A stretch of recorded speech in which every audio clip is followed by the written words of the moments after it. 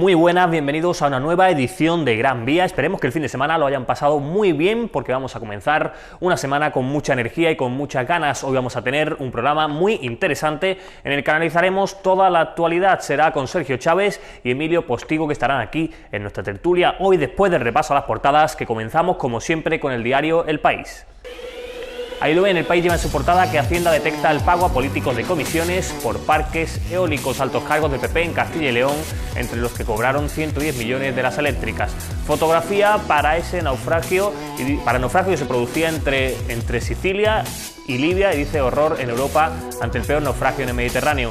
Y también destaca El País en su portada que Bankia pedirá a los tribunales el embargo de la fortuna de Rodrigo Rato.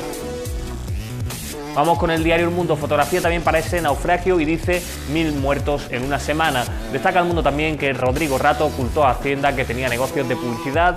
Y por último una frase textual de Esperanza Aguirre que dice: ha sido muy desagradable, Rato tendrá que explicar de dónde sale ese dinero. Por último repasamos el diario ABC, que ahí lo ven como siempre un único tema en su portada, fotografía para ese naufragio y titula Tragedia en el Mediterráneo, un pesquero con 700 inmigrantes se hunde rumbo a Italia. Vamos con los diarios de ámbito local. El Faro de Ceuta, fotografía para un accidente que se producía ayer en la zona del cementerio y dice herida de pronóstico reservado una mujer al volcar un buggy cerca del cementerio. Destaca también el Faro en su portada que los argelinos piden la repatriación del cuerpo de su compañero fallecido, que fallecía mientras intentaba acceder al puerto, y 3 detenidos al intentar embarcar con más de 190 kilos de hachís. Vamos con el pueblo de Ceuta, 3 detenidos al intentar embarcar 197 kilos de hachís en su vehículo. Un inmigrante se encarama a la valla y se niega a bajar si no entra en Ceuta. Destaca también el pueblo en su portada que la oficina de asilo de Ceuta no ha recibido todavía ninguna petición.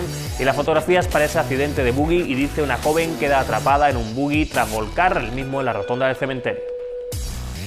Vamos con los diarios de ámbito digital. Ceutaldía.com, los sindicatos convocan 6 paros parciales y huelgas generales en correos en abril y mayo. Fotografía para jornadas de geopolítica y dice este lunes arranca la jornada Yihad en el siglo XXI, revolución o guerra. Será en la asamblea.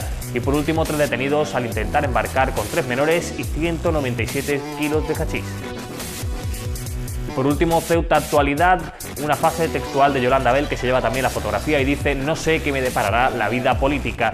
También destacamos de Ceuta Actualidad un titular que dice ACNUR estudia por qué la oficina de asilo todavía no ha recibido ninguna solicitud, y fotografía para ese accidente de buggy y dice una joven herida grave tras volcar el buggy en el que circulaba. Pues estos son los principales temas de portada de los diarios nacionales y locales. Enseguida estamos aquí en Gran Vía repasando todos ellos.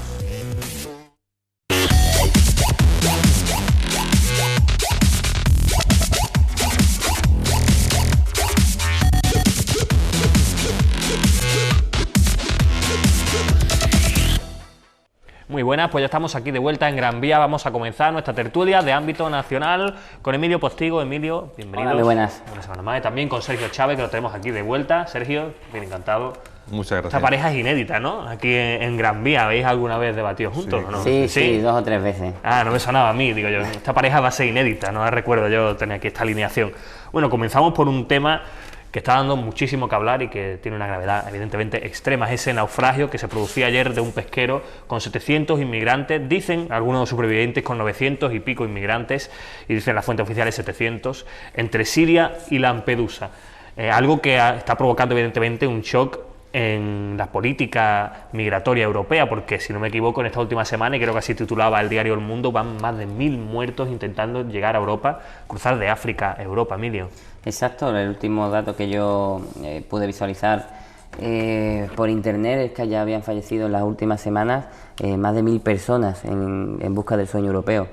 Esto demuestra que fracasan las políticas de inmigración de la Unión Europea, de que no se está solucionando el problema de raíz que provoca la inmigración, y que los países de la Unión Europea, los países del primer mundo, tienen que hacer muchísimo más, incorporarse muchísimo más a este tipo de problemas e intentar llegar a consensos para atajar de raíz el problema de la inmigración, que, como hemos comentado en muchísimos programas, en muchísimas ocasiones, no surge en Europa, sino surge en sus países de origen. Hay que ayudar, hay que hacer políticas de cooperación para que estos países abandonen los estados de guerra, los estados de de hambrunas y de problemas, para intentar llegar a unas vías de desarrollo que puedan provocar que estas personas no se jueguen la vida día a día por cruzar al mundo ideal, a la Unión Europea, a lo que ellos consideran el mundo ideal. Y además que, como te he dicho, se juegan la vida en eso, como vimos ayer perfectamente, en esos pesqueros, en esas condiciones en que viajan. Y también vimos hace poco otro pesquero u otra embarcación en el que iban 90 y tantas personas y 12 o 13 también terminaron en el mar. Sergio. Bueno, empezar por lo que pienso que tiene que ser el principio, porque siendo ciudadanos aquí de Ceuta y vivimos también la inmigración como la que vivimos, ¿no?, en primera persona constantemente, pues nos sentimos mucho más solidarios con lo que están pasando allí en el país de Italia en este caso, ¿no?, y los ciudadanos de Lampedusa, que le toca afrontar esta situación. Ahora, y empezamos por el principio, soy un firme defensor de la Unión Europea, me considero europeo, en su momento defendí la Constitución Europea, voté que sí al Tratado de la Constitución Europea, pero te das cuenta que somos europeos en qué aspecto, solamente en el económico, en la moneda, o somos más Europa con políticas sociales, con políticas fiscales, con política exterior, valga redundancia y un largo etcétera. Porque aquí vemos que no somos Europa, que el problema de la inmigración nos pasamos la pelota, nunca mejor dicho, sobre todo en los países del sur, Italia, sí, sobre todo de España, en cierto modo, y Grecia, Portugal, que lo sufrimos, lo padecemos, lo afrontamos, lo llevamos a cabo estos países, y los países del resto de Europa miran hacia atrás con palabras grandilocuentes del comisario en este caso también, pero no se afronta con una realidad tangible que estamos viendo día a día que está pasando con desgracias como estas, ¿no? Aparte estamos viendo que lo que antiguamente era, entre comillas, el hambre, las desgracias que se sufren en sus países, vemos que ahora son casi todos refugiados por los conflictos bélicos. Estamos hablando de países como Argelia por la inestabilidad después del derrocamiento del dictador. Después vemos también en Siria el conflicto que hay también. Vemos también que surge un tercer elemento que es el movimiento terrorista del ISIS, y todo esto, claro, vemos también que están exterminando la población cristiana también con respecto a estos terroristas, y todo esto que antiguamente no había y seguía habiendo inmigración, esto conlleva que haya más movimiento migratorio. A todo esto también hay que sumarle, esta mañana o ayer por la noche estuve leyendo y escuchando que la Fiscalía italiana había intervenido, había detenido a más de 80 personas de una trama mafiosa de inmigración, de explotación de inmigrantes, que decía que habían conseguido más de 200.000 personas pasar a Europa, y por cada persona creo que tenían que pagar 80.000 euros. Es una barbaridad. No te pones a hacer cuenta del dinero que han tenido que mover esta mafia, que han conseguido jugando con las desgracias ajenas y con este movimiento. Entonces todo esto, pues, tú dices, bueno, aquí hay que llevar a hacer algo a cabo, ¿no? El Fronte, esta policía magnífica que se le ocurrió a Europa para estas cometidas, para la cometida con respecto a las políticas migratorias, pero vemos que no hay las medidas necesarias, ¿no? Y yo me pongo en esa situación y digo, ¿y qué pasaría si en vez de allí ocurre aquí con los saltos masivos? Claro. Ceuta, Melilla, el territorio que es escaso, y que volverían a mirar hacia otro lado, volverían a decir qué actuaciones hay, porque yo veo y lo padezco, ¿no? Y sobre todo por las desgracias de estas miles de víctimas, que son 700, pero cuántas llevamos sumando y cuántas no se saben, que se habrán hundido barcos, que no ha pasado ningún barco por allí en medio, y no sé hasta que ha llegado algún cuerpo a la orilla de alguna playa, pero no se ha sabido la cantidad, ¿no? ¿Hasta cuándo tenemos que seguir viendo que pasen desgracias para que la Unión Europea ponga medidas? Y conforme digo medidas, son medidas tanto en los países terceros, ¿vale?, que son los países de origen de estas personas, como medidas de barcos, intervención policial, una política adecuada y un largo etcétera. Coinciden los dos en el tema de las medidas en las políticas de origen, digamos, la inversión o buscar fórmulas de atajar la inmigración, el problema que termina suponiendo, no la inmigración en sí, sino el que se jueguen las vidas de estas personas, evidentemente, sí, en los países de origen. Pero ¿cómo impides o cómo proteges, mejor que impedir, a quienes ya están ahí para dar el salto, por decirlo así, o para lanzarse al mar? Sí, yo, al hilo de lo que decía Sergio, creo que hay que hacer una política no de exclusión y sí de inclusión. Me explico. Tenemos acostumbrado un tipo de política de repeler al inmigrante, lo vemos no solamente en Europa, que es lo que nos llega más cercano, es lo que vivimos el día a día, de hacer una ciudad fronteriza, sino también pasa en otros puntos del mundo. Es muy conocido la represión norteamericana en la frontera con México.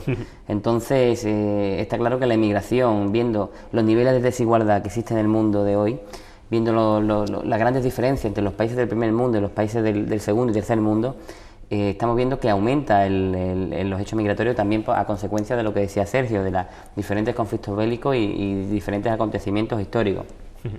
Todo ello al final obliga a los legisladores, a los que creemos en la democracia, a los ciudadanos y ciudadanas europeos, deberían también los norteamericanos y todos los países democráticos, a intentar introducir nuevas legislaciones y nuevas formas de hacer política para atajar este problema. Y no se puede atajar excluyendo al inmigrante, pidiéndole que no venga, sino que hay que solucionarlo primero con políticas de cooperación en los diferentes países de origen, que es a lo que tú hacías referencia, y luego con una política de inclusión y no de exclusión.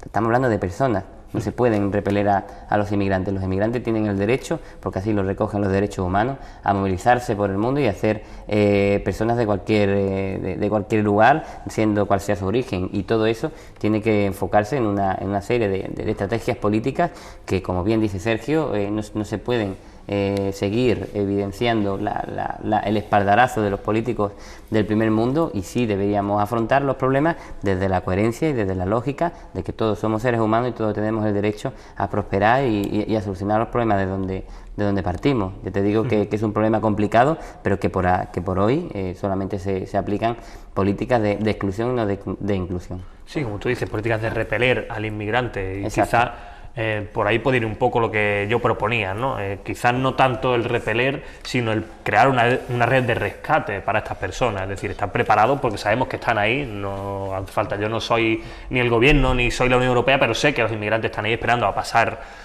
en cuanto puedan, y eso ocurre en Lampedusa, que es una pequeñita isla entre Malta y Siria, una isla chiquitísima, que fíjate tú esos inmigrantes cuando lleguen allí en qué situación se encuentran. Hemos visto incluso los vídeos de los centros de inmigrantes que eran prácticamente cárceles. Vamos, yo no quiero tender a ser demagogo con esta situación, como es la inmigración, pero evidentemente yo no quiero para mí, lo que no quiero para mí no lo quiero para los demás.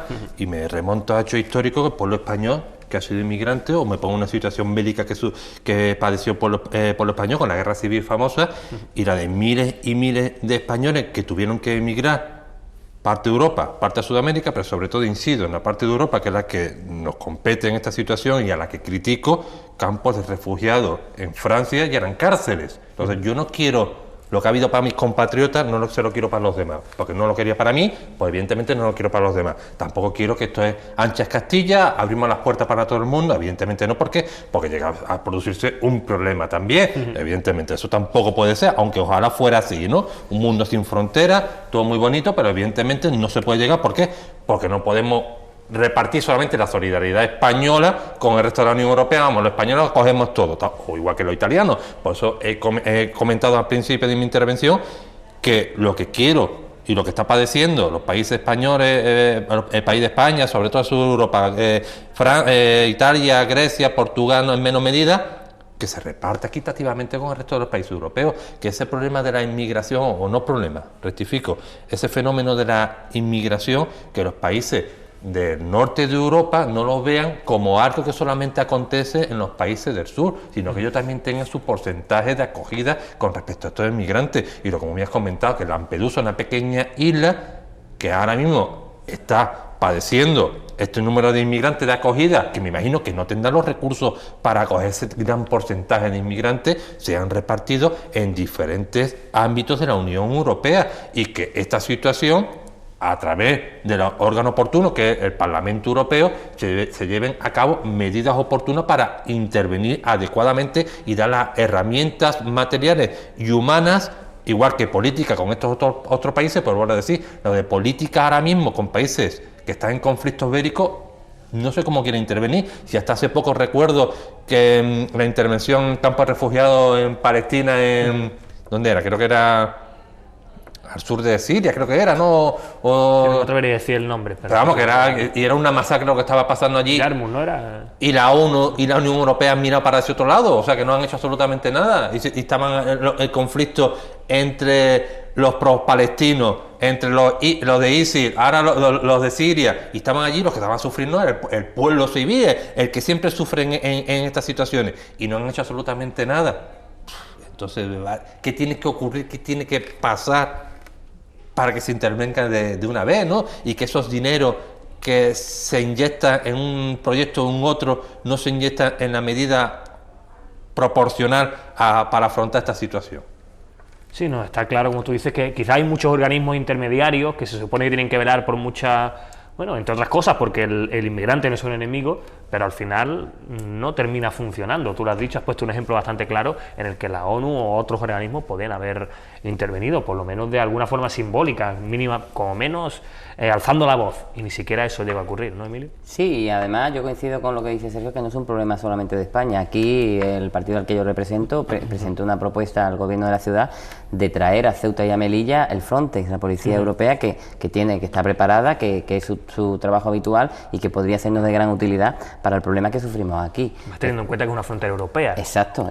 Entonces, sí es cierto que los países del norte, por la política que desarrollan, por los argumentos, por los mensajes que adoptan, está claro que ellos lo tienen como un problema del sur, un problema de los países que hacen frontera con otros países, y ahí estamos fracasando. Está claro que no se está legislando, que no se está desarrollando una estrategia política adecuada y no se está atajando con el problema, que ya te digo que tienen que ser políticas complementarias entre políticas con los países de origen, de cooperación internacional.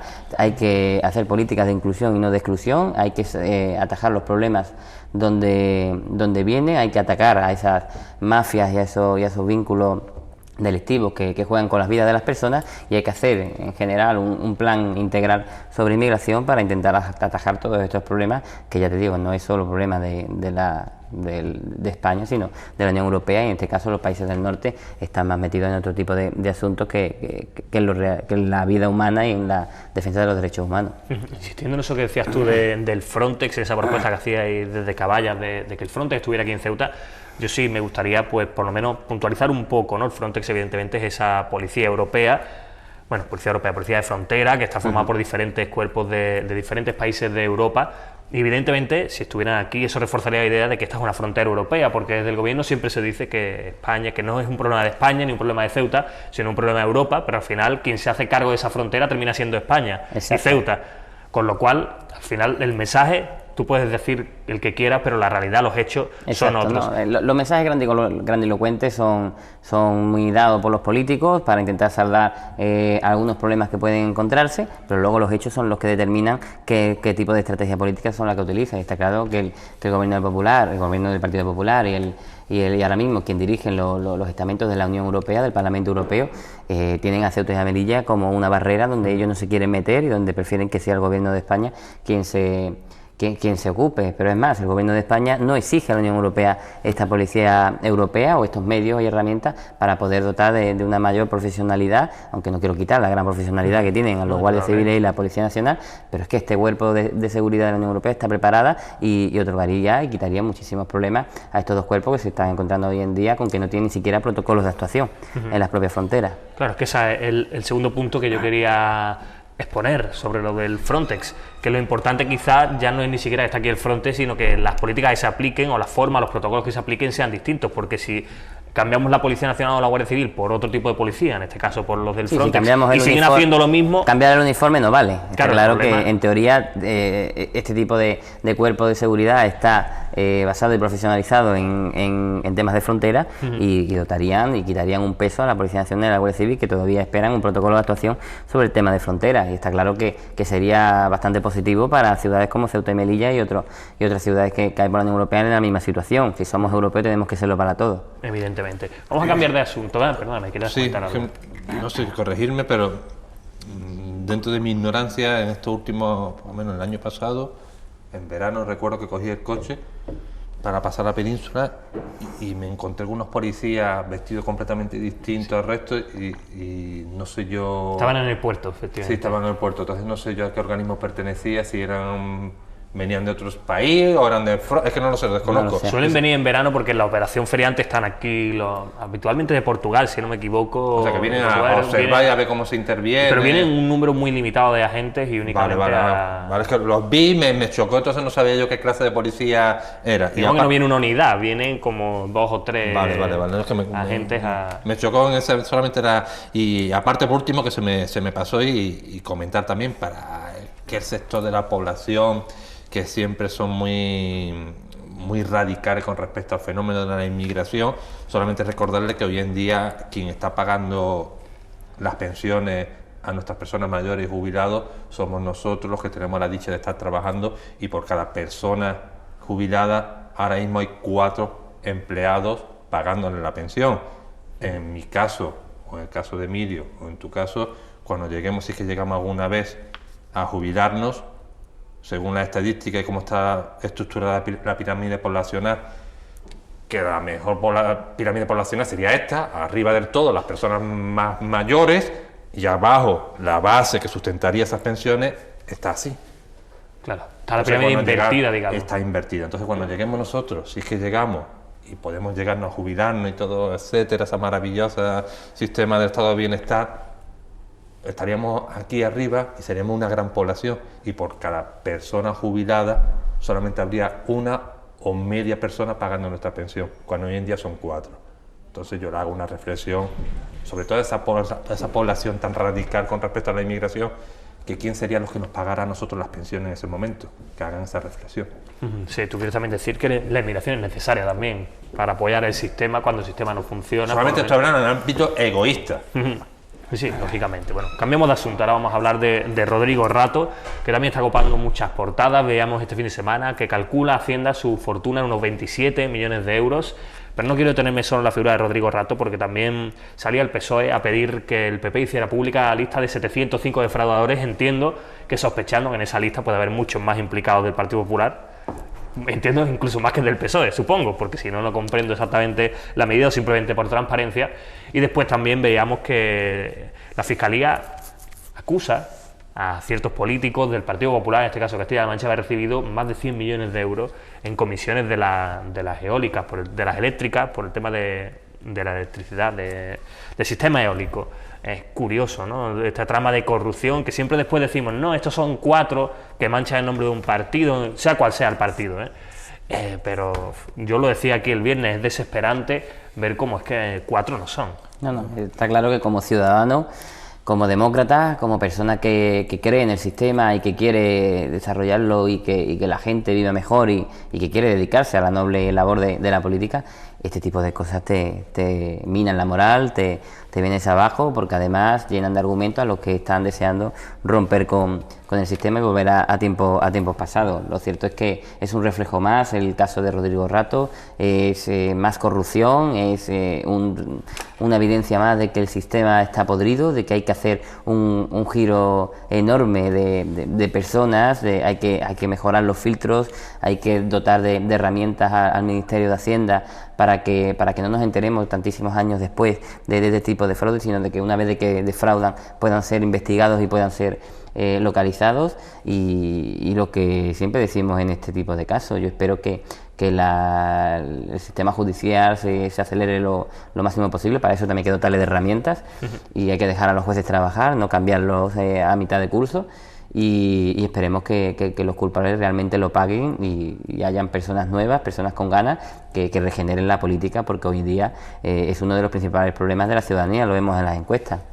Sitúan ya a los políticos al mismo nivel que problemas como el paro o la delincuencia, y eso es un grave problema para España y que hay que resolverlo lo antes posible, porque ya te digo que casos como el de Rodrigo Rato, la Gürtel, los ERE, etcétera, sitúan en el marco político de España la corrupción como eje angular, y eso nos está haciendo muchísimo daño. Sí, además tú lo decías, es que la política se está convirtiendo en un problema en el sentido en el que yo no he hecho el cálculo, ni sé cuántos millones de euros se han podido defraudar, pero si tú sumas, es que a lo mejor está siendo un problema mayor que el tráfico de drogas ilegal, o yo qué sé, o que incluso otros problemas que la gente pueda percibir. Partiendo de la base de que nunca me ha gustado ni la que ha hecho el gobierno del PP, ni la que hizo en su momento el gobierno socialista, hasta amnistías fiscales. Evidentemente te pones a pensar, bueno, de alguna manera hay que atraer ese dinero, ese montante económico de estos defraudadores o que tienen las cuentas en Suiza, en los paraísos fiscales, de qué manera, bueno, podemos hacer esto para atraerlo, para que ellos lo declaren, de esta manera repercute cierta parte en el Estado, no está debajo del colchón suizo, compañía, bueno, vale, yo digo, vale, te lo puedo asumir, vale, acepto la premisa, pero yo soy más de la convicción de la idea de que mete más dinero para inspectores fiscales, mete más dinero en el fisco, mete más dinero en fiscales para prevenir y para buscarlo, y que no seamos el currito típico que nos busca las cuentas a todos y en cambio estos sinvergüenzas no. Por otro lado, con respecto a lo de la lista, pues si ya ha salido uno, sí, estoy de acuerdo que salgan el resto, evidentemente. Ahora, yo nunca he sido muy dado a estas teorías conspiratorias, esto que se dice, no, que el Partido Popular coge a rato para ver, pero me pongo a sospechar, y es que precisamente a lo largo de la tarde, que estaba ya toda la policía, que por cierto, lo de aduana, ¿no? Eran los que estaban, que me chocó, Hacienda, ¿no? Sí, pero era la inspección de aduana, que normalmente no son ellos, sino son otros, pero bueno, eso ya son vericuetos dentro de esta trama. Pero te pones a mirar y en el momento de intervenir veo a ciertos personajes muy conocidos en Ceuta, en el Facebook del Partido Popular, con un argumentario muy dado, y a los pocos minutos desde Génova comentando lo mismo, y entonces te das cuenta de que, oye, este argumentario lo tenían, por lo que se ve, muy repartido, sabían lo que tenían que argumentar al poco tiempo, que si Zapatero era culpable de Zapatero, ahora resulta que Zapatero es el culpable de haber metido a rato en Bankia, cuando todos sabemos la conversación de Esperanza Aguirre de que le había quitado a cierto dirigente al hijo puta, con perdón, que era Gallardón, o sea que, bueno, ahora resulta que lo de Bankia y rato es por culpa de Zapatero. Entonces te miras y dices, mira, no puedes tomarlo como tonto en estos comentarios, en este argumentario por parte del Partido Popular. Entonces yo sí estoy de acuerdo con que la opinión pública tenga acceso a esos 700, ¿no? Son más de 700. 705. Y que de ahí se investigue evidentemente todo, y si hay más rato tanto de un lado como del otro, como de arriba y como de abajo, me da exactamente igual, quien lo hace, quien lo paga, y punto. Ahora, evidentemente, lo que no pueden hacer tampoco es utilizar un cabeza de turco para que el PP salga aquí ahora como el partido de la transparencia y de la no corrupción. Mire usted, no nos engañe, no nos tome por tontos. Y si Rodrigo Rato, que por cierto era la gran esperanza blanca del Partido Popular, todos tenemos que recordar que estaba entre Rajoy y Rodrigo Rato, que Rodrigo Rato era el gurú de la economía dentro de España del Partido Popular, vicepresidente y un largo etcétera. Bueno, pues ahí tenemos a Rodrigo Rato. Sí, porque además la amnistía fiscal, ¿de qué año es? ¿Era del 2012? A principios con época de Montoro, a los 2 años creo que de la legislatura. 2012. Por lo tanto, ha pasado un largo periodo de tiempo y ellos eran conocedores de todas las triquiñuelas de Rodrigo Rato, que utilizó la amnistía fiscal para intentar hacer legal todos los diferentes delitos que cometió, irregularidades económicas que cometió en épocas pasadas. Por lo tanto, durante todo este tiempo hasta hoy, ¿qué ha pasado con todos esos datos? ¿Por qué no se han hecho públicos antes? ¿Por qué, si eran conocedores de todo esto, no han utilizado esa transparencia de la que habla Sergio y lo hemos conocido antes? Claro. Parece que ahora, en donde ven que las encuestas pues no les viene de todo bien y las cosas parece que se empiezan a enturbiar en lo que se refiere a su futuro político, ahora parece ser que sí, que quieren usar a Rodrigo Rato como cabeza de turco, pero que no va a ser el último, que probablemente si las cosas le siguen yendo mal, saldrán más cabezas de turco y irán saliendo más cosas. Lo que está claro es que esto ya no es un caso aislado. Esto en cada comunidad, en cada ciudad, en cada municipio van saliendo cositas y van saliendo cosas y esto es lo que la ciudadanía tiene que hacerles pagar en las urnas y los inspectores de Hacienda y los diferentes agentes judiciales tienen que hacerles pagar con todo el peso de la ley. Yo es lo que espero, porque si no el futuro de la democracia en España pues corre peligro. Emilio, muchas gracias. También a ti, Sergio. Vamos a ir a la publicidad. A la vuelta estamos aquí hablando de temas locales. Os he dado las gracias por la tertulia nacional, por supuesto. Vale. Aguanten un segundito, que enseguida estamos aquí con todas las noticias de Ceuta.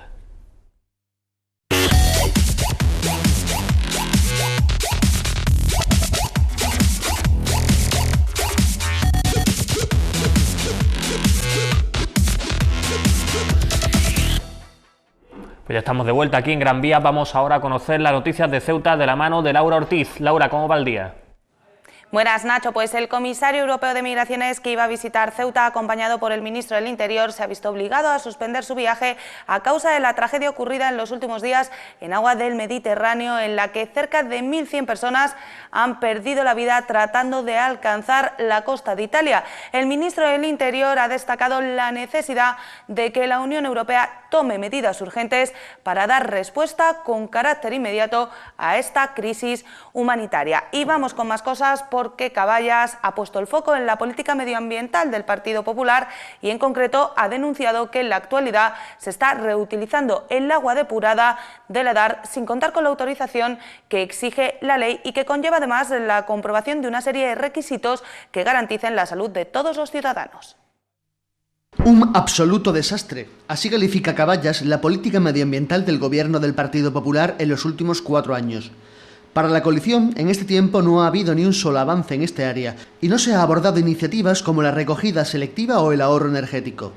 En opinión de los localistas, el Partido Popular no se tomó en serio el medio ambiente y pone ejemplos como el de la actitud que tomó el Ejecutivo tras los vertidos de fuel en las costas de Ceuta. Caballas recuerda que en aquel momento elevó una propuesta al Pleno para adoptar medidas disciplinarias inmediatas y ejemplares. Sin embargo, el compromiso del Gobierno quedó en nada y además el daño ecológico está causado y los expedientes dormidos. Otro ejemplo es el de la estación depuradora de aguas residuales. El agua reutilizada una vez depurada no pasa, según Caballas, por todos los controles pertinentes. De ahí que la coalición inste a que ésta se controle adecuadamente para evitar riesgos en la población. Y más cosas. El Partido Socialista ha dado por concluida su conferencia política, de la que ha salido el programa electoral para las elecciones del próximo 24 de mayo y que ya ha sido ratificado por el Comité Regional. Un programa real y esperanzador para la ciudad, tal y como ha expresado el secretario de Organización del PSOE. Los socialistas confían en obtener buenos resultados en los comicios y que Ceuta vuelva a ser socialista casi 20 años después. Fin de semana intenso el del Partido Socialista en Ceuta. Todas las conclusiones de una conferencia política que ha durado más de un año han quedado plasmadas en una resolución en la que se sientan las bases de lo que el PSOE quiere para Ceuta. Una resolución que supone un compromiso firme y sincero con la ciudad, que pide, según el PSOE, un cambio de rumbo. La ciudadanía nos reclama ya un cambio. Otra forma de gobernar, aplicar nuevas políticas donde nuestros principios, reitero, de libertad e igualdad, sean la carta de presentación de un programa real, posible y esperanzador para los y las ceutíes. El secretario de Organización de los Socialistas Ceutíes ha insistido en que la campaña electoral que planteará el PSOE será ejemplar y tratará de llegar a todos los rincones de Ceuta. Una campaña en positivo, con propuestas y debates en la calle, en cercanía y ejemplaridad.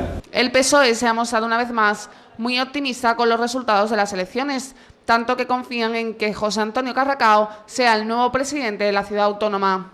El 25 de mayo Ceuta volverá a ser socialista después de 19 años.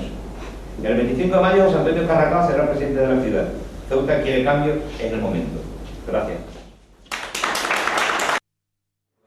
Y precisamente José Antonio Carracao se ha referido al reciente anuncio del Gobierno de que los próximos planes de empleo contarán con más presupuesto. Para el socialista, los fondos de esta iniciativa están asegurados gobierne quien gobierne, por lo que lo verdaderamente importante está en que estos planes se contraten a las personas que de verdad tengan necesidades para que todo el mundo tenga las mismas oportunidades. Y el director territorial del INGESA ha inaugurado el curso La contención en pacientes agitados, aplicación al contexto psiquiátrico. Destinado al personal del Instituto Nacional de Gestión Sanitaria, la duración es de 15 horas teórico-prácticas y está dirigido a vigilantes de seguridad, celadores, auxiliares de enfermería y médicos. El objetivo de esta actividad es que este personal sepa cómo actuar en ciertas situaciones que pongan en peligro la integridad física del paciente o de su entorno. Y la lluvia no ha impedido que esta vez haya podido celebrarse la jornada de convivencia, circo y deporte en la plaza de los grupos Bermudo Soriano y en el Colegio Ramón y Cajal. Una iniciativa en la que ha participado un gran número de vecinos, quienes se han mostrado muy satisfechos con ella, tanto que la consejera de Asuntos Sociales ha asegurado que habrá próxima edición. Un día inmejorable y muchas ganas de pasarlo bien. Esa fue la tónica de la primera jornada de convivencia, circo y deporte en la calle, un proyecto en el que han participado la ciudad, Cruz Roja y la obra social de la Caixa. 8 horas de diversión en la plaza de Bermudo Soriano y en el Colegio Ramón y Cajal, en la que los niños se convirtieron en los grandes protagonistas. Los más pequeños tuvieron la oportunidad de participar en un gran número de actividades, desde exhibiciones, cuentacuentos o juegos populares que les hicieron pasar un buen rato. De mayor voy a ser policía. Cuéntame, ¿te lo estás pasando bien? Sí, mucho. Hemos jugado fútbol y hemos divertido mucho. Aunque no solo los niños fueron los que se divirtieron, muchos de los participantes coincidían en el éxito de esta jornada. Genial, la verdad es que muy bien. Y una participación muy amplia, y ha sido todo muy ameno y esperemos que sí. Pues me parece estupendísimo, los niños están disfrutando mucho, se encuentran con sus amigos, la verdad que súper bien, sí, muy contenta. Parece estupendo, que los niños se divierten, se relacionan, que es importante. Y la verdad es que todos los niños están contando, están recordando. El proyecto ha salido adelante con el apoyo además de varias asociaciones. He realizado multitud de talleres gracias a Proyecto Herrera, la participación de muchísimas asociaciones que han participado. Cada asociación ha hecho una aportación del taller que ellos querían realizar y bueno, pues ha sido un total éxito. Y aunque la Consejería de Asuntos Sociales está inmersa en preparar otras actividades, Rabea Mohamed confía en que esta primera jornada se acabe convirtiendo en tradición. Bueno, porque esta experiencia no solamente se quede en el alrededor, sino que sea una cosa pues ya constante y que la hagamos por cada cierto tiempo. Y este ha sido un fin de semana protagonizado por los accidentes. La noche del sábado un motorista sufría el primero en la conocida como Curva del Plátano entre las calles Independencia y Vittorio Goñalons, un accidente de gravedad que obligó a su evacuación a Cádiz. El segundo se producía a primera hora de la tarde del domingo, sobre las 4:30, cuando un buggy volcaba dejando atrapados a sus dos ocupantes. Los bomberos se desplazaron para asistirles, pero afortunadamente los accidentados pudieron salir finalmente por sus propios medios. Una de las ocupantes, una joven de 29 años, se encuentra internada en traumatología del Hospital Universitario por aplastamiento de la mano izquierda.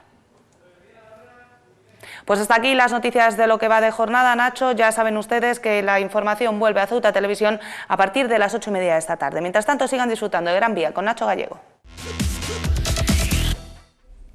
Muchas gracias, Laura. Vamos a comenzar esta parte de tertulia local, como comenzamos la parte de tertulia nacional, hablando sobre inmigración. Hoy estaba prevista la visita a Ceuta de Dimitri Avramopoulos, depende de cómo cada uno lo quiera pronunciar, porque yo no lo tengo muy claro. Dimitri, sí, eso sí, ahí no nos equivocamos ninguno, Dimitri. Bueno, al final no va a poder venir, ni él ni el ministro de Interior, que va a venir precisamente pues en relación con ese naufragio de 700 inmigrantes que se producía. Pero bueno, yo sí quiero hablar de uno de los asuntos que ellos iban a tocar en su visita aquí a Ceuta, que eran las oficinas de asilo. Conocíamos este fin de semana el primer balance del trabajo de esas oficinas de asilo, y en un mes pues han tenido tantos casos como cero, ningún caso en Ceuta en un mes. Eso sí, en Melilla, si no me equivoco, unos 2000 casos, Emilio. No, y me quedo con las palabras de Dimitris, que comentó de que puede ser una herramienta útil, pero si no adecúas tus políticas de inmigración para que estos propios inmigrantes la puedan utilizar, al final te encuentras con el resultado que se ha encontrado el Ministerio de Interior, y es 0 inmigrantes los que han pasado por las oficinas de asilo. Y además, lo que sí denuncio y no me parecen correctas son las palabras del ministro de Interior, que tradujo y definió la oficina de asilo como el ejemplo del respeto de los derechos humanos del gobierno con estos inmigrantes, algo que se ha visto ya en numerosas ocasiones devaluado e infligido, este derecho de los inmigrantes y el respeto a las diferentes políticas que se aplican en defensa de los derechos humanos. Así que al final te quedas con una política de marketing intentando tergiversar y engañar a la ciudadanía de que el político del gobierno del Partido Popular aplica una serie de medidas para garantizar el derecho de los inmigrantes, y no es así, puesto que luego no se hacen políticas complementarias que ayuden a usar esta herramienta y a ser de utilidad, encontrándote pues cero expedientes de inmigrantes que hayan pasado por esas oficinas. Evidentemente no es culpa de los funcionarios que están trabajando allí, que nos consta que son 33 policías, si no me equivoco, bastante bien preparados además, pero que no tienen clientes. Sergio. Sí, ahora mismo yo creo que tiene que ser destino favorito entre los... valga chascarrillo, entre los compañeros policías. ¿Cuánta maldad en esa de trabajar allí por el exceso de trabajo, ¿no? Valga la redundancia. Y nada, esto lo recordáis, lo hemos comentado, ¿no? Cuando estaba Laura comentando las noticias fuera de la grabación, de que recordar que cuando fue la inauguración aquí mismo en este programa, y recuerdo que yo lo dijeron el resto de compañeros y compañeras que estaban conmigo, de que me gustaría saber dentro de X tiempo, dije 3 meses, el porcentaje de la estadística de personas que han asistido a esta oficina para pedir información y solicitar el asilo, ¿no? Y vemos que haya pasado más de un mes creo, mes y pico, y vemos que es un cero absoluto. Entonces, claro, dijimos en su momento que había diferentes trabas con respecto al inmigrante que quisiera llegar hasta la oficina, que para ello tenía que pasar la frontera de un país soberano como Marruecos, llegar al otro lado y en la oficina española pedir asilo. Entonces es lo que decíamos, pero estas personas vienen en una circunstancia sin papeles, sin pasaporte y un largo etcétera, y evidentemente el mejani de turno no le va a dejar, no pase usted tranquilamente hasta la oficina de asilo del otro lado de España, en este caso de Ceuta. Hombre, me choca la estadística con respecto a la de Melilla y la de Ceuta. Evidentemente Melilla, la frontera que tiene es distinta a la ceutí, son distintos puntos de frontera los que tiene, no como aquí que solamente tenemos el del Tarajá, y en Melilla son 3, quiero recordar, 3 o 4, no lo sé, y la zona geográfica tampoco está tan accesible como la de aquí, no es todo llano, pero vamos, que no lo sé, aún así me sigue chocando la contrastación entre 2.000 allí y 0 de aquí. Algo tiene que pasar, porque si allí tanta demanda y aquí no lo sé a qué es debido esto. Y por último comentar también, ¿no?, cuando nos visite el famoso Avramopoulos, sí, Dimitri, nuestro amigo Dimitri, con nuestro amigo ministro de Interior, seguir insistiendo en lo mismo, en lo que he repetido montones de veces, y lo está diciendo los organismos supranacionales, en este caso, ¿no?, la Unión Europea, que comentan, y así lo han dicho, que esta reforma que ha hecho el gobierno español de la ley de extranjería, que han añadido el punto de las devoluciones en caliente para salvaguardar en alguna manera al colectivo de la Guardia Civil y de los policías que allí trabajan, Policía Nacional, en definitiva los cuerpos y fuerzas de seguridad del Estado que trabajan en la frontera, te están diciendo y te están dando toque de advertencia. Y quiero ponerme en situación. España, como país soberano, puede ejercer las leyes, puede promulgar las leyes que le venga y que así estime, siempre y cuando esté refutada en la Constitución, acoja la Constitución, no sean anticonstitucionales, pero por encima de esto tenemos que recordar que al pertenecer ya a la Unión Europea hay instancias superiores a, y si aquí en España decidimos, por ejemplo, que a los rubios hay que cortarles, todos los rubios pelirrojos hay que cortarles la cabeza, te está diciendo que la Unión Europea, por mucho que lo llevemos en la Constitución, me estoy llevando a un extremo, ¿no?, te está diciendo, no, mire usted que los pelirrojos también entran dentro del colectivo y que no podéis cortarles la cabeza. Entonces hay una instancia superior que están diciendo, por mucho que lo haya aprobado el Parlamento, a instancia superior está diciendo que eso no puede ser, que como lo hagáis va a intervenir en la instancia superior y vaya a ser condenado y vaya a tener distintas medidas disciplinarias. Entonces, en este caso extremo, chascarrillo, estoy comentando a un caso grave como este, de que te está diciendo instancias superiores, entre hechos nuestro amigo Dimitri, que está diciendo al gobierno español, mire usted, que por mucho que lo hayáis cambiado, esto no está recogido por el Parlamento Europeo y las leyes que rigen el Parlamento Europeo, la Unión Europea, prohíbe esta medida que estáis llevando a cabo por mucho que lo hayáis aprobado. Entonces, claro, seguimos viendo que este colectivo de las fuerzas y cuerpos de seguridad del Estado que trabajan en la frontera, en este caso Guardia Civil, Policía Nacional, se ven en la misma situación en la que está ahora mismo los 15 imputados aquí en Ceuta por los hechos acaecidos hace un año y pico, en el que fallecieron 15 inmigrantes, quiero recordar, y entonces vuelven otra vez a poner en riesgo a este colectivo. Entonces yo, si fuera policía, Guardia Civil o policía, me vería una seria duda a la hora de intervenir. Es decir, mire usted, por un lado me están dando la orden, me están diciendo que no hay ningún problema, que está aprobado, pero por otro lado, instancias superiores me está diciendo que, ojo, que como hagamos esto, me puede pasar algo. Como de hecho le están pasando a estas 15 personas, que por cumplir una orden superior, que también lo dije en su momento, que, ojo, que hay que recordar que la policía cumple órdenes de su superior, y en este caso su superior no es el cabo, capitán, coronel o el inspector, sino son decisiones políticas de delegado del gobierno, de ministro de Justicia, de secretario de Estado de Seguridad. Pues estamos hablando de, ojo, cuidado. Y vemos que al final los que están imputados son los guardias civiles, pero el responsable político que ha tomado la decisión de llevar a cabo esa medida no vemos que esté imputado. Volviendo un poco a las oficinas de asilo concretamente, tú decías, ¿no?, choca un poco la estadística con Melilla porque en Ceuta inmigrantes sí han llegado a Ceuta porque, bueno, recientemente se rescataba una embarcación con 9, también aparecían otros 3 en la playa. Ha habido, en este mes y medio, más o menos, mes y pico, sí ha habido un ingreso de inmigrantes, pero que se ve que por el motivo que sea no se han acercado a la frontera, o nadie les ha dicho, o no han querido acercarse a la frontera a solicitar ese asilo, que me imagino que podrán por lo menos iniciar el trámite. Hombre, desconocemos los motivos por el cual Melilla tiene 2.000 expedientes de asilo y Ceuta 0. Pero está claro que como ha dicho el responsable de la Unión Europea, tienen que existir las herramientas suficientes, es decir, las políticas de cooperación con el Reino de Marruecos, para que estos inmigrantes puedan acceder a estas oficinas de asilo y puedan solicitar las diferentes regulaciones que recoge y que proporciona esta misma oficina. En este caso, al ser una política de marketing simplemente para quedar bien ante la opinión pública, ante la continua vulneración de derechos humanos que realiza el Partido Popular con sus diferentes legislaciones, se ve en los datos, en la muestra que hemos visto el pasado fin de semana, de que sin esta política complementaria te encuentras con que a Ceuta han accedido 0 inmigrantes a las oficinas de asilo. Por lo tanto, fracasa y demuestra de que se hace política simplemente para revertir diferentes datos electorales y para intentar modificar la opinión de la opinión pública, pero realmente no creen y no existe voluntad de cambiar la política migratoria y, por tanto, dar acceso a los inmigrantes a la posibilidad de dotarse de un asilo político. Recordabas tú ahora, Sergio, volvías al 6F, ¿no? A esa muerte de 15 inmigrantes, 5 de los cuales, de cuyos cuerpos aparecieron aquí en Ceuta. Y yo tenía aquí apuntado un caso que se producía esta última semana de una muerte de un inmigrante aquí en Ceuta, un argelino, si no me equivoco, que trataba de acceder al puerto para colarse en un barco y poder llegar a la península.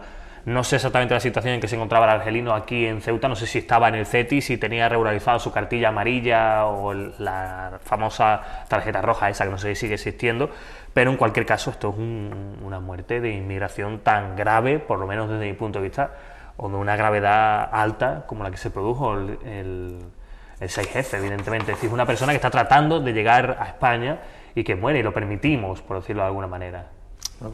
Siempre que una muerte, siempre vuelve a incidir, siempre una muerte es una desgracia, ¿no? Pero antes de tocar este punto que me ha venido a la cabeza con respecto a lo de la oficina de asilo, sí, que me extraña esa porcentaje estadística, pero me imagino yo que la oficina de extranjería aquí en Ceuta sí recogerá esos expedientes de asilo. Entonces, lo que desconozco yo si hay una publicidad por parte de los inmigrantes con respecto a la oficina que hay en el Tarajal, porque digo yo que una vez ya en territorio español en Ceuta, en el CETI, con pasado por todos los trámites oportunos, pueden realizarlo todo eso en la oficina de extranjería. Entonces, el problema que radica es con respecto a lo que hay en el Tarajal. Y con respecto a lo que comentas, siempre comentando lo que te he dicho de toda la muerte, una desgracia, sí veo que hay distintos proceder entre uno y otro. Unos intentaban llegar y otros, estando ya, intentaban llegar a la península, ¿no? Desconozco la situación del argelino, porque también todos conocemos a los argelinos, estas características físicas a la hora de pasar la frontera, que muchos se cuelan con pasaporte de un tercero marroquí, sobre todo del norte, a tener ese tratado, ¿no? Entre Tánger, toda la parte de Tánger, de poder pasar por la frontera, tener ese pase, que muchos se cuelan, pero también un colectivo que es importante que también está en el CETI. Entonces ya desconozco. Lo que sí conozco, evidentemente, es que tú pasas todos los días por la avenida Cañonero Dato, por la zona del puerto, y ves constantemente, y así lo vemos también en los medios de comunicación aquí en Ceuta, que así lo denuncian, el constante trasiego de estos inmigrantes, de intentar pasar al otro lado, pasar esas vallas que hay, intentar colarse de un barco a través de un transporte, camiones sobre todo, y de llegar a la península. Y tú ves que un día y otro existe esa masa, ese movimiento, y la falta de herramientas, ¿no?, que por parte que tiene la autoridad portuaria, los agentes, ¿no?, de la autoridad portuaria, así como la Policía Nacional y Guardia Civil, de hacer varias redadas cada X tiempo, pero esa situación no cambia. Y de hecho, lo que tú has comentado, nos encontramos con un inmigrante, en este caso un argelino, que por lo que se ve y lo que he leído en los medios, subido a una valla que intentaba... Se cayó. Entonces, se dio en la cabeza.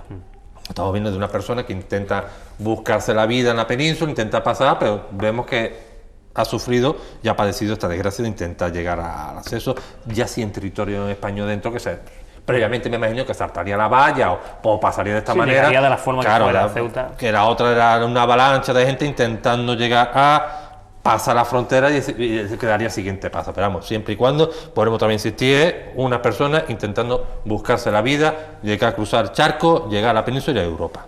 Emilio. No, nada más que añadir, ya lo hemos comentado, hay que hacer una política de inclusión y no de exclusión, repetir un poco lo mismo, ¿no? Y al final el reflejo de la política migratoria queda en esta muerte, por ejemplo, que se produce tras intentar colarse en un camión. Un hecho lamentable, una tragedia que nos vuelve a señalar, nos vuelve a decir de lo que es capaz el ser humano por intentar buscarse una vida mejor, que incluso arriesgan su propia vida. Tenemos que ser mucho más humanos y tenemos que pensar, como dijo Sergio antes, de que lo que nos puede pasar a nosotros, lo que queremos para nosotros, tenemos que quererlo para los demás, y en este caso intentar evitar lo máximo posible con las políticas adecuadas que no se produzcan hechos como el del argelino que falleció intentando buscar una vida mejor. Bueno, vamos a tratar un asunto justo antes de terminar, muy rápidamente, pues nos quedan 3 minutillos.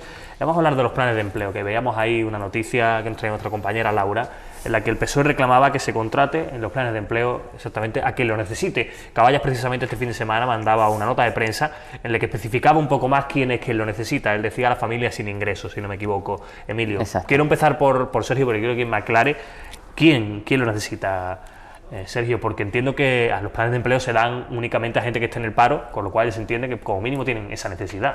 Evidentemente. Entonces, de ahí yo pienso y lo que demandaría es que las personas que acceden o que solicitan el poder acceder a estos planes de empleo, el Servicio Público Estatal de Empleo le ponga el baremo definitivo, que la gente sepa, evidentemente, qué es lo que vale cada uno de los puntos, si la experiencia por año desempleado vale tanto, de tener familia numerosa, de tener cargas familiares, de ser familia monoparental, o sea, un largo, etcétera, que eso la persona sepa exactamente a rajatabla qué es lo que vale cada una de las cosas. Transparencia en ese aspecto. Y ahora, por otro lado, volvemos también a decir que dependiendo de los programas a los que van esos planes de empleo, tienen que reunir una serie de cualificaciones. Entonces, claro, no todo puede ser personas sin cualificar. ¿Por qué? Y me explico. Si hay un programa para educación que accede a los colegios y es refuerzo educativo, por poner un ejemplo, que se me ha ocurrido ahora, necesitarán maestros. Entonces, claro, si no tiene cualificación en ese aspecto, entonces dependiendo siempre de a dónde vaya enfocado. Entonces ya depende de los que vayan a hacer esos planes de empleo y esos programas, deberán de reunir una serie de cualificaciones. Lo que evidentemente es, lo que no puede y no comparto es que el ámbito, vuelvo otra vez al ejemplo, educativo, serían de 1.100 personas que puedan contratar los próximos planes de empleo, y dicen, no, 900 para la educación y sean maestros. No, mire usted, tampoco. Que haya una equidad. Entiendo que haya personas cualificadas para diferentes proyectos, pero que la gran masa sean personas que sin cualificar o que tengan una gran demanda a la hora de necesitar estos trabajos. Sí, probablemente también sean los que tengan más dificultades para acceder al mercado laboral. Claro, porque nos encontramos con que la situación social de Ceuta ya desde hace años hacia acá, porque eso lo llevamos presentando ya durante varios años, ha cambiado. Ya los planes de empleo no pueden servir para lo mismo, puesto que el Ceuta se encuentra en una situación de emergencia social. Nos encontramos con 14.000 parados y paradas, nos encontramos con unos indicadores de pobreza que superan a cualquier estamento de la Unión Europea, cualquier Estado, de más de un 40%. Por lo tanto, los planes de empleo tienen que servir para dotar de recursos y una salida laboral, aunque sea temporal, para esas familias que llevan mucho tiempo sin obtener ni un solo ingreso. Los planes de empleo son, al final, una medida hoy en día que tienen que ayudar a las familias y no se está produciendo. Por lo tanto, las familias que no tienen ingresos, que se encuentran todos los miembros de la propia familia sin un puesto de trabajo y requieren y necesitan de toda la atención por parte de las administraciones, tienen que tener absoluta preferencia para acceder a estos planes de empleo, ya que nos encontramos en una situación de emergencia social con más de 14.000 parados y más de un 40% de indicadores de pobreza. Claro, yo creo que igual ahí coincidís en el punto de que Caballas propone que sea únicamente para familias que no tienen ningún tipo de ingreso, y tú propones que el sistema dé cabida al mayor número de personas con baja cualificación o con menos cualificación, y a lo mejor ahí puede coincidir en que incide la baja cualificación, porque precisamente son colectivos donde más desfavorable y donde más incide las tasas del paro, evidentemente. Ojalá fuera, entre comillas, una tasa de paro que fueran todos cualificados profesionalmente en ese aspecto. ¿Por qué? Porque tienen más herramientas a la hora de buscarse soluciones alternativas. En caso contrario, evidentemente, tienen menos herramientas a la hora de poder acceder a distintos puestos de trabajo. Claro, quizá lo que hay que hacer es un cambio en la gestión, en la forma de gestionar, y ser más flexible, es decir, no decía hay 400 puestos, no, pues a lo mejor tienes 405 familias en la situación que dice Milo, la que dices tú, y a lo mejor hay que ampliar 5. No, hay que ser consciente de la necesidad que existe hoy en día en Ceuta, que es mucha y muy grande. Por lo tanto, hay que hacer políticas para intentar subsanar dentro de lo que siempre hablamos, de un cambio de modelo económico, que luego subsane ese problema. Ahora mismo es dotar de un plan de choque que son los planes de empleo. Y estas familias lo necesitan. En otras situaciones, con una coyuntura económica diferente, está claro que se podían destinar y gestionar los planes de empleo de forma diferente, pero es que hoy en día es una emergencia social el paro que existe en la ciudad y los indicadores de pobreza, y eso es prioridad. Ahí hay que atenderlos y hay que enfocar las diferentes políticas de las administraciones. Luego, cualquier tipo de política que sea la introducción de personas cualificadas a puestos de trabajo, bienvenido sea. Por ejemplo, la creación de puestos públicos y el dotar de herramientas a las administraciones públicas, que con el Partido Popular se están viendo más empobrecidas, pero está claro que hoy en día hay que dar de comer a la gente. Hay que dotar de los bienes básicos, y en eso es por lo que apuesta Caballa, porque nos encontramos en una situación muy complicada. Perfecto, Emilio, muchísimas gracias por acompañarnos. A ti también, Sergio Chávez, muchas gracias por acompañarnos. Nos ha quedado una tertulia muy reivindicativa, muy migratoria y muy reivindicativa al final, que me gusta también. Aquí hay que exponer las cosas, intentar mostrar puntos de vista diferentes, intentar proponer también soluciones, no solo ser destructivos. Muchísimas gracias a los dos por acompañarnos. A ustedes aguanten un segundito en publicidad, que enseguida estamos aquí con Alejandra Ferreras.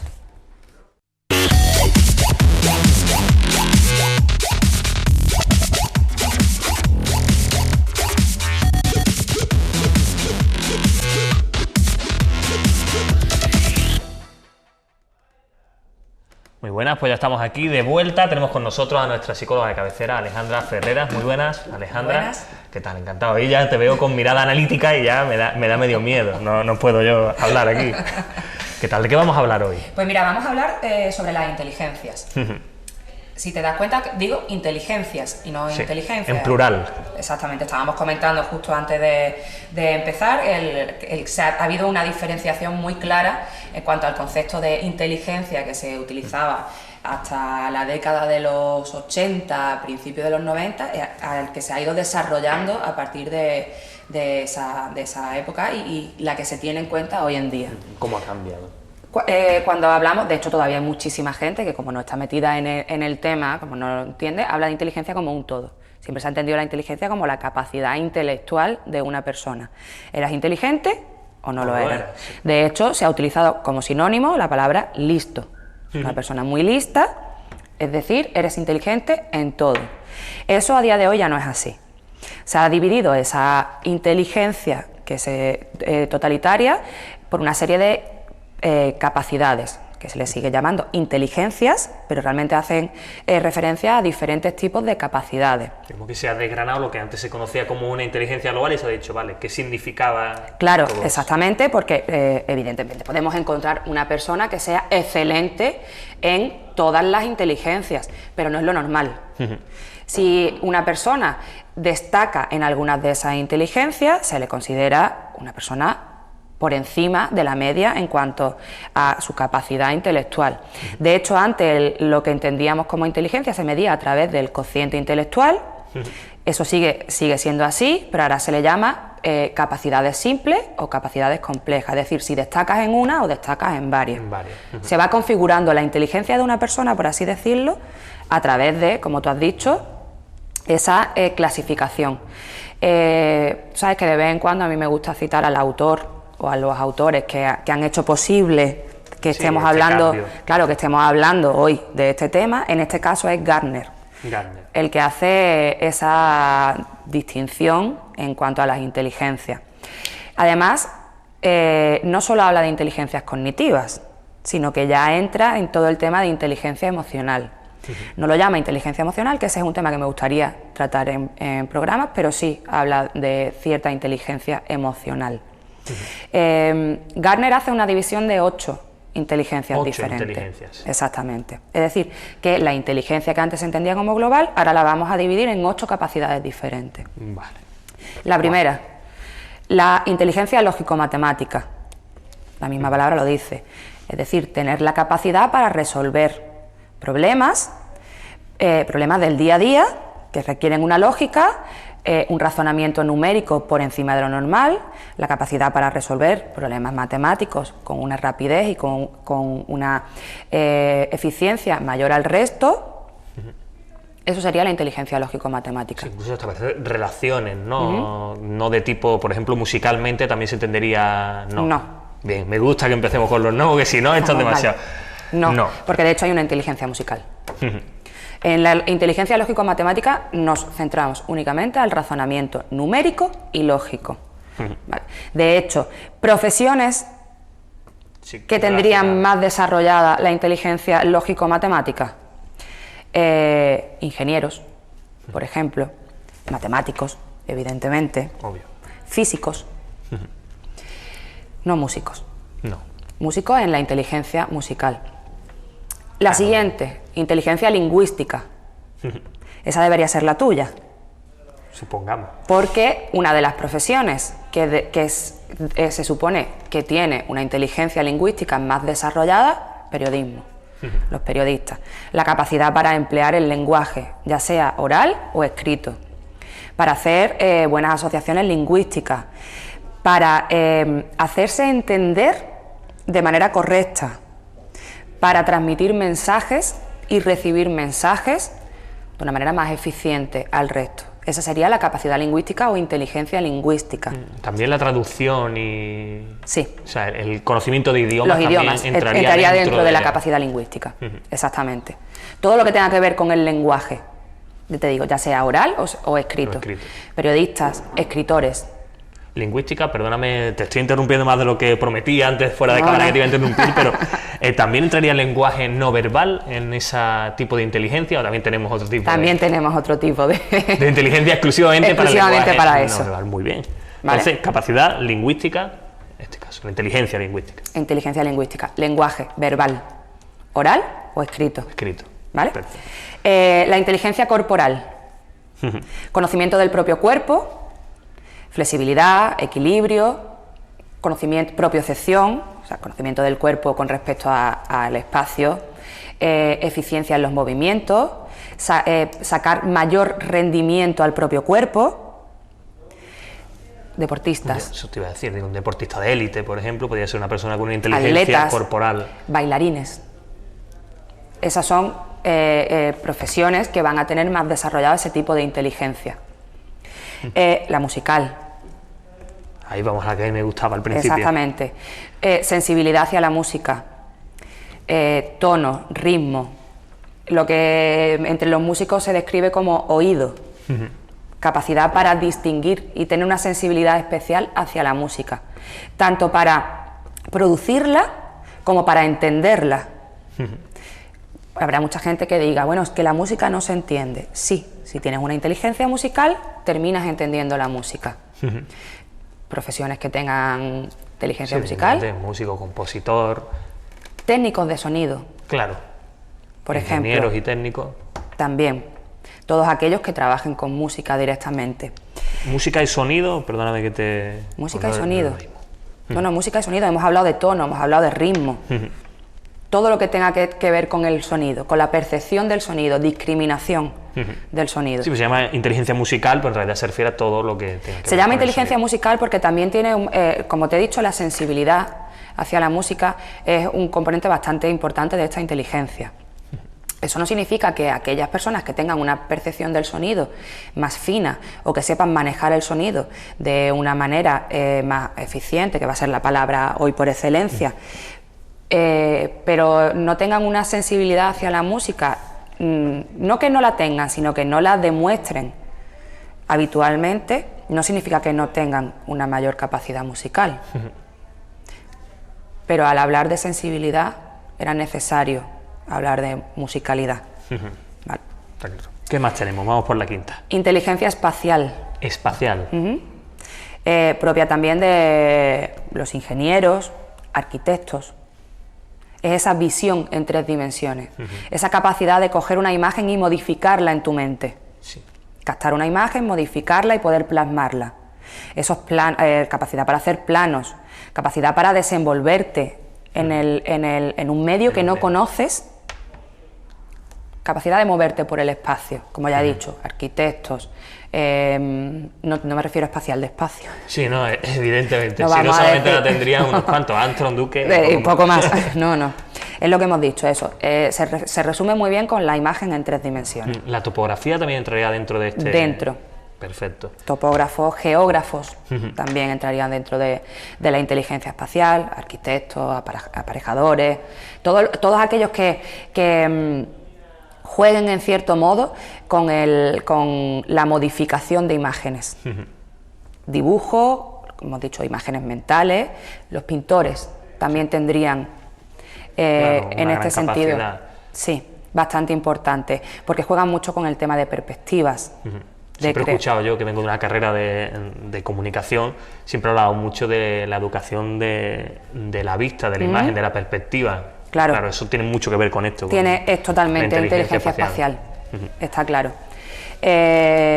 Vamos con la sexta, ¿verdad? Con la sexta, sí. Inteligencia naturalista. Naturalista. Naturalista suena a embola. Pero me parece a mí que no. Sería naturista, ¿no? Sí, pero bueno, a mí me suena a embola igualmente. Vale, pues no tiene nada que ver. Inteligencia naturalista haría referencia al uso del medio ambiente. El uso del medio ambiente. Sí, hacer un uso eficiente del medio ambiente. Los animales, conocimientos hacia los animales, hacia la vida natural. Cuando me refiero a usos del medio ambiente, estamos hablando, por ejemplo, a un uso provechoso de un suelo. A un conocimiento de las diferentes especies y qué es lo que nos aportan en nuestra vida, más allá de alimentos, no, estamos hablando, por ejemplo, profesiones como biólogos,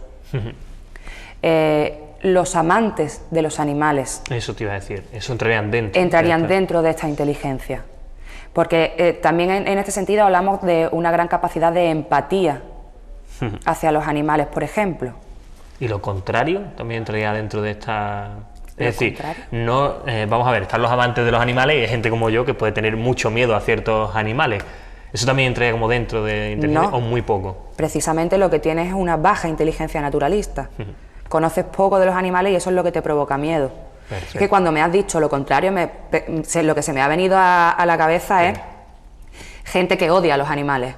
Pero no que odia porque los tenga miedo, sino maltrato hacia animales, evidentemente eso es cero. Cero, claro, inteligencia naturalista. Una cosa es que el desconocimiento te provoque miedo y otra cosa es que el desconocimiento te provoque crueldad. Aparte de que ya estaríamos hablando de otros temas diferentes. Sí, ya entraremos porque después dedicaremos, si no me equivoco, un tiempo a cada tipo de inteligencia. Imagino que ya podremos analizar cada una, pero bueno. Exactamente. Hoy breve apunte para que quitar esa etiqueta de inteligencia de mi niño es muy inteligente, no. Vamos a ver en qué capacidades, no por nada, sino porque como venimos hablando de crianza, precisamente en programas anteriores hemos hablado de las expectativas y de potenciar capacidades y de, bueno, pues ya tenemos una pequeña guía de qué capacidades podemos potenciar en nuestros hijos. Efectivamente, observar, ver cuáles tiene él más desarrollado, cuál tiene más facilidad y trabajar sobre eso, imagino. Ahora lo veremos más adelante. Eso no significa que ya me estoy viendo a algún padre, mi niño es lógico matemático o tiene que ser ingeniero o tiene que ser... Sí, claro, no, por favor, no caigamos en eso. La siguiente. La séptima. Interpersonal. Interpersonal. Sí. Ya realmente de la séptima y la octava pasamos de capacidades cognitivas, por decirlo de alguna manera, a unas capacidades un poco más emocionales. A una inteligencia un poco más emocional. Interpersonal viene de entre personas. Claro, es decir, capacidad de empatía.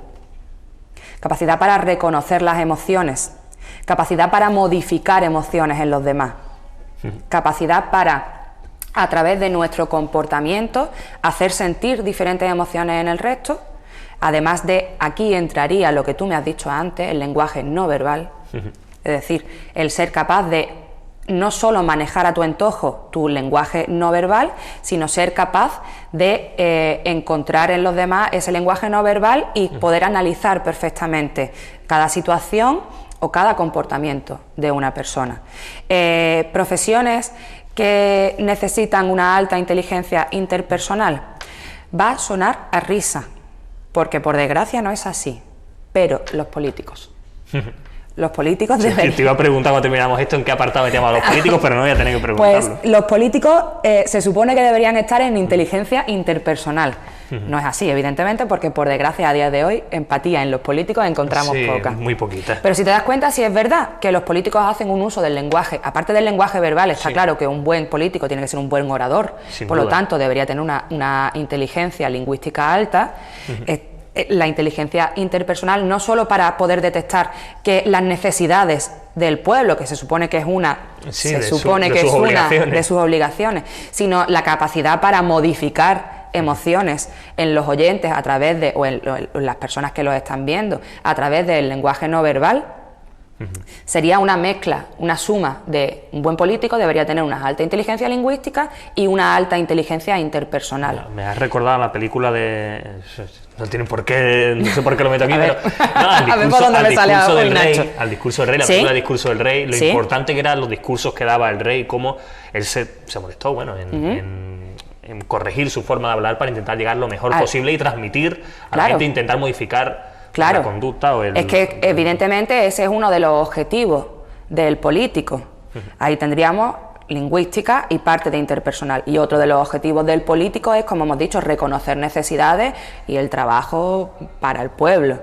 Eso estaría dentro de interpersonal. Bueno, luego veremos también que me imagino que están muy relacionadas y que se pueden relacionar. Ahora hablamos de todo ese tema. Y la última. La octava. Intrapersonal. Intrapersonal. Es decir, la inter y la intrapersonal. Es decir, conocimiento de uno mismo. Conocimiento de la autoestima, conocimiento de uno mismo respecto al medio, respecto a la sociedad, conocimiento de nuestro propio comportamiento, modificación de nuestro propio comportamiento. ¿Qué profesiones estarían dentro de aquí? La mía. Psicología. Psicología, sociología, filosofía. Es decir, la intrapersonal sería el conocimiento extremo del ser humano, empezando por uno mismo, intrapersonal. Es decir, yo para poder trabajar, conocer, evidentemente necesito una inteligencia interpersonal por encima de la media, por lo menos, porque una alta capacidad de empatía, modificación de emociones, está claro.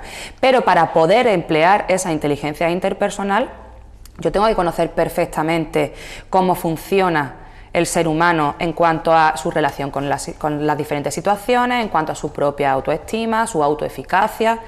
Para eso, primero tengo que conocer la mía. Es decir, yo soy el conejillo de India de mi profesión, es decir, yo he tenido que trabajar conmigo misma para ahora trabajar con otro. Por lo tanto, en mí la inteligencia intrapersonal debería estar por encima. ¿Significa que lo esté? Hombre, espero que sí. Hombre. Creo que sí. No, yo te iba a decir que evidentemente, y has dicho una cosa que creo que es clave en todo esto de inteligencia, las inteligencias no son limitadas, se pueden trabajar. Claro, claro. ¿Por qué se crea precisamente esta clasificación? No solo por el hecho de vamos a determinar qué capacidades están por encima o qué capacidades son puntos fuertes y qué capacidades son puntos débiles, sino para qué vamos a trabajar la inteligencia cuando podemos trabajar áreas concretas. Nos encontramos con un niño que es muy bueno en lingüística, pero no es tan bueno en lógico-matemática. Evidentemente vamos a potenciar la lingüística, pero es que también podemos trabajar de manera aislada la inteligencia lógica-matemática. Estas inteligencias no están aisladas. Es decir, podemos encontrar diferentes perfiles. No son puros, porque todavía no se ha hecho ningún estudio concreto que diga esta profesión tiene esta y esta inteligencia. O sea, se ha hecho un estudio aproximado de cosas evidentes. Que tú tengas una por encima no significa que vayas a tener otra por debajo. Pero sí es verdad que diferentes capacidades muy altas que no suelen ir unidas, sí nos da una pista de que esa persona, su inteligencia global está muy por encima de la media. Por ejemplo, si tenemos una persona con una capacidad lógico-matemática y lingüística muy alta, estamos hablando de una persona que, además de que su inteligencia global está bastante por encima de la media, estamos hablando de una persona bastante racional. Su manera de moverse por el mundo es a través de la razón.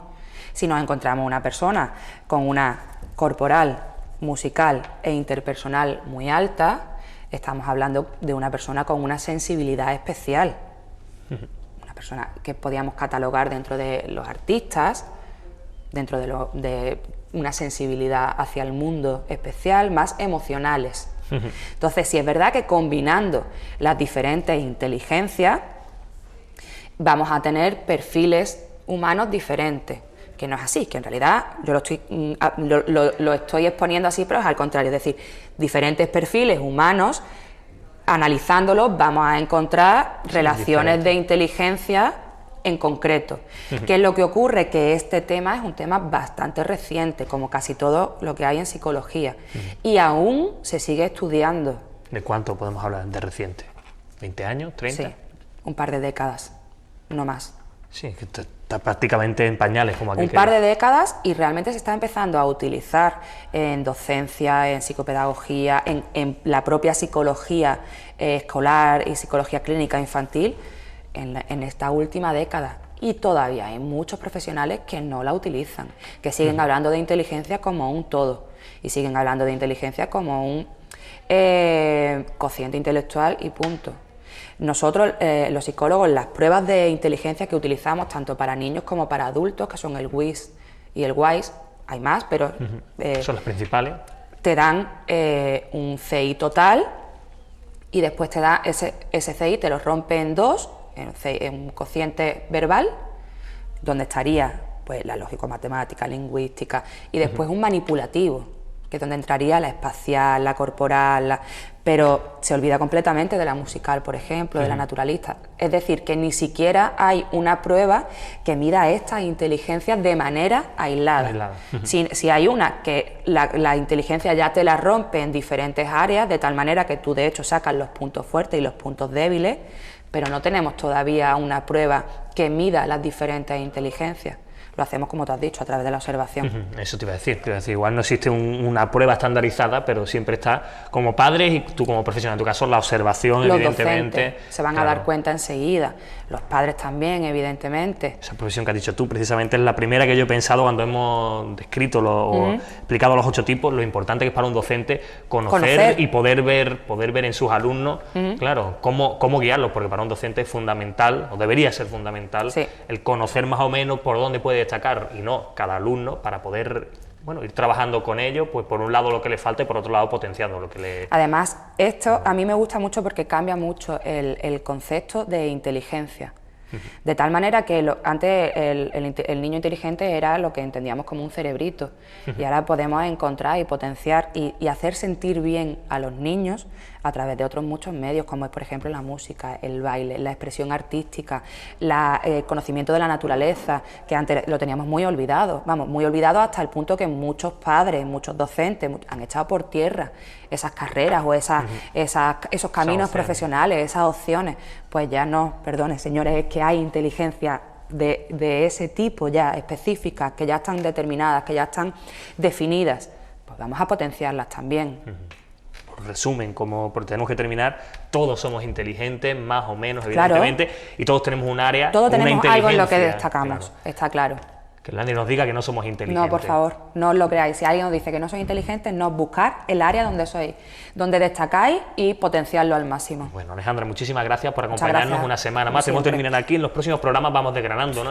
Sí, porque esto nos va a dar para largo. Pues nada, además me parece un tema muy bonito. Tenemos tema con la inteligencia. Vamos a tener próximos programas aquí hablando precisamente de esto, de las inteligencias, los diferentes tipos de inteligencia. Muchas gracias por acompañarnos un día más. Nos vemos muy pronto aquí en Ceuta Televisión.